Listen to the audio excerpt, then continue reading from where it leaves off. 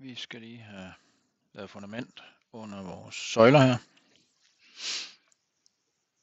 Det gør vi nemmest ved at sætte et mål på. Sådan der.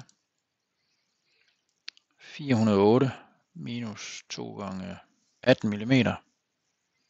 Det giver 372 mm. Skal vi have lavet en beton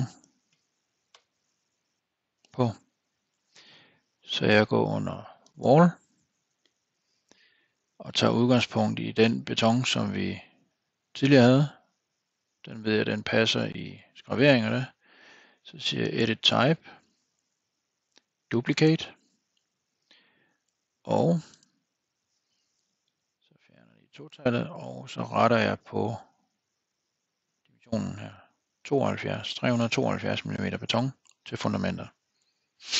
OK. Så skal jeg lige ind og have lavet om på størrelsen her, så den passer med de 372. Sådan der. OK. Og OK igen. Sådan. Jeg er så heldig, så den har husket for mig. Jeg kigger lige efter alligevel. Base constraint fundament, det var heldigt nok. Ingen offset. Top constraint er unconnected, og der er en højde på 650. Så det ser fornuftigt nok ud. Den vælger finish face exterior, det vil sige udvendig facade, den snapper til. Men så skal jeg lige have den til, at den snapper minus 18 mm. Så jeg skriver lige minus 18 her. OK. Så laver jeg et punkt der, og kører på tværs, og der. Escape. Det eneste jeg så mangler nu, det er sådan set, at den er jo lige lovlig bred.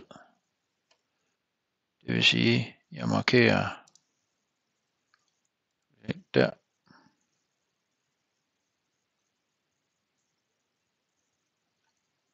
Og så rykker jeg sådan der. Den ramte 18. Det var sådan lidt heldigt nok.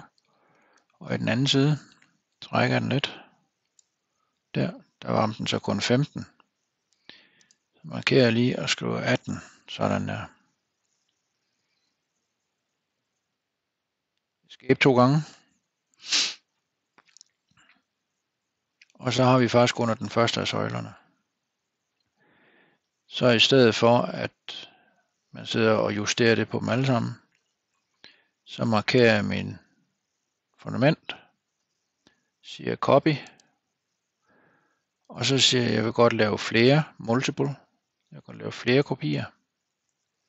Og så udvælger jeg hjørnet på søjlen ovenover, altså i stueplan. Fordi den kan jeg finde igen. Der. Og der. Og så kan jeg flytte ned og tage den på havesiden også, eller i sådan der. Og der. Sådan der. Escape par gange. Sådan. Lige for at sikre mig, at det er nogenlunde rigtigt, så skifter jeg til 3D igen. Og nu har jeg alle mine små punktfundamenter til søjlerne stående klar. Jeg skifter tilbage til min fundamentsplan. Og så skal jeg lige have, jeg sletter lige mit målsætning der. Så skal jeg have lavet ligger ovenpå den støbte. Om man vil lave, i praksis kunne det godt være, at man støbte betongen her lidt højere, og så kun stillede en blok.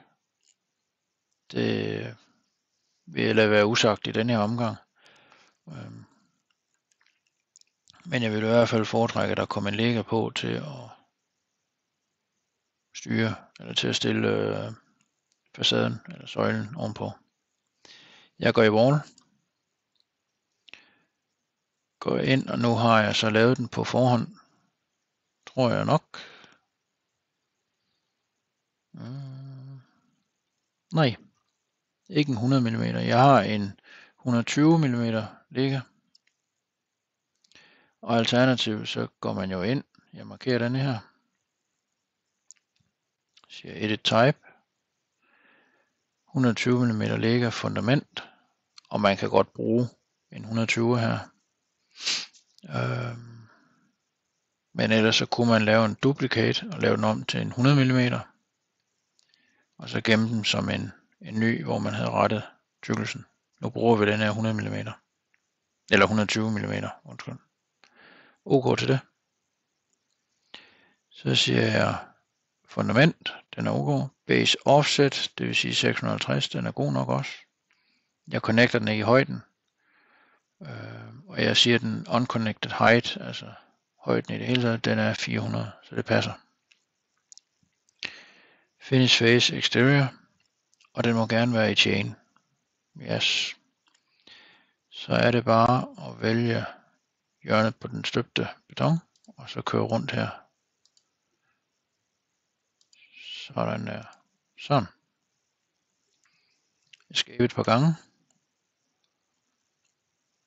Og så går jeg lige 3D. Og siger, at den er herovre. Det er den der, vi har lavet. Den vil jeg godt bare have kopieret ud til de andre. Det kunne jeg godt gøre her i 3D View. Men jeg er mest til, at vi holder os til at bruge planerne til det. Fordi så er vi sikre på, at vi rammer rigtigt. Jeg markerer, trykker Ctrl ind, får et lille plus ved min musemarkør. Og så vælger jeg alle 4 vægelementer, eller læggerelementer på en gang. Siger copy. Vinge, sørger for, at der er vinge i multiple, altså vi kan lave flere. Og så vælger jeg min søjle igen. Og så kopierer jeg rundt. Der.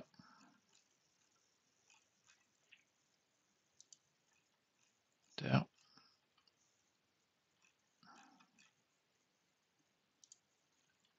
Fordelen ved at holde os i planer, det er, at jeg kan til enhver tid se, om væggen kommer til at passe i forhold til placering over søjlen. Hvis jeg gør det i 3D, og man ikke har en helt ret vinkel på det view, man kigger på, så kan man meget nemt ved et uheld komme til at placere den, så den står måske langs med den ene kant eller lignende. Så derfor skifter jeg altid til planerne. Næsten altid til planerne. Der er enkelte komponenter, det kan du ikke få til at fungere i planer. Men det er om senere. Jeg skifter til min 3D. Konstaterer, at vi har fået fundament under alle 5 søjler. Så nu skal vi til at redigere der, hvor vi har vinduer og døre til gulv. Så vi kan få vores gulv ført ud over soklen, der hvor der skal gulv ud. Så det kommer i næste video.